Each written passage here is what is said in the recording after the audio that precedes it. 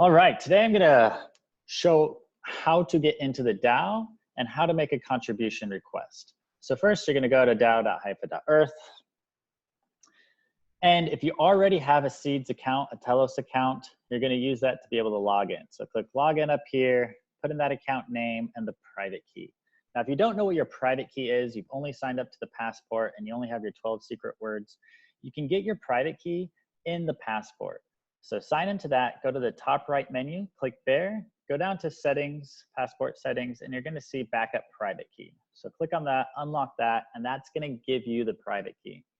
So that's what you're gonna go ahead and put in here. And make sure however you get that from your passport to here, you're doing it in a secure fashion, and then just delete your history. What I like to do is change one of the numbers in that private key before I send it, just in case. Okay, but if you don't already have a Seeds account, you can go ahead and make one by registering here.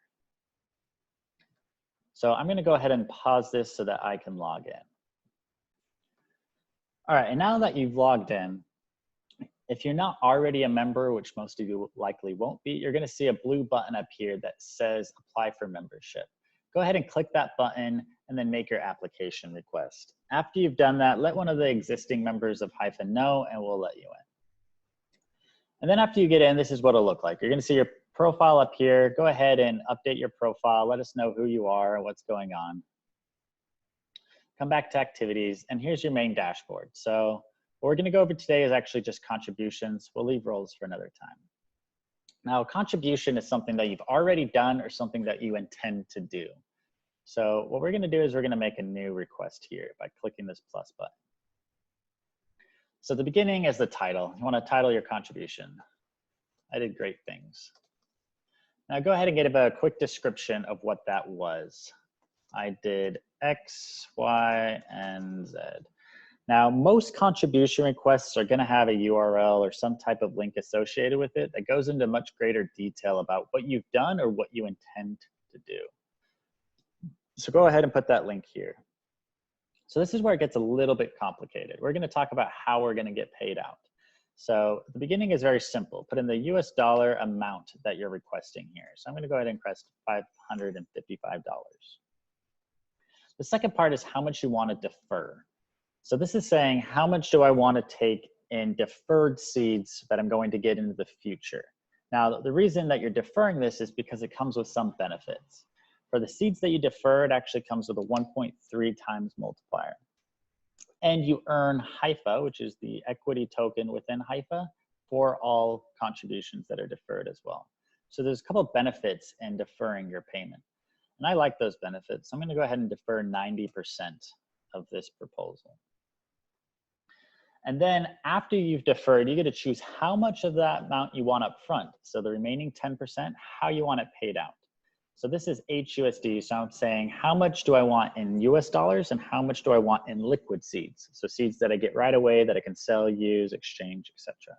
So I actually just want to do half and half. I want half of my upfront payment in seeds and half in US dollars. So now you're going to see the breakdown. For this contribution, I'm going to get 32,000 seeds. I'm going to get 2,700 upfront and $27 upfront. I'm also getting nearly 300 Hypha and Hypha voice. So Hypha voice is how much your voice is worth when you're voting on these proposals and contribution requests. So every contribution into Hypha earns voice as well. So this is how we further decentralize the organization as more and more people add contributions and grow their voice. Now the last part is just choosing what cycle this contribution took place in or will take place in. So mine actually happened last month, so I'm gonna go ahead and put that in here and say that it ended at the beginning of this month, which is why I'm claiming it. Now, some contribution requests could be month over month. So if this is something you plan to do for multiple cycles, multiple lunar cycles, you can actually have it go out further into the future and say that this is gonna happen for 5 cycles. And what that's going to do is request the same amount each cycle for the next 4 cycles going forward, okay? But mine is just a one-time payout, so I'm just gonna have one cycle asking for a one-time payout. So again, remember, if it's just this one-time payout, make sure it's only one cycle here.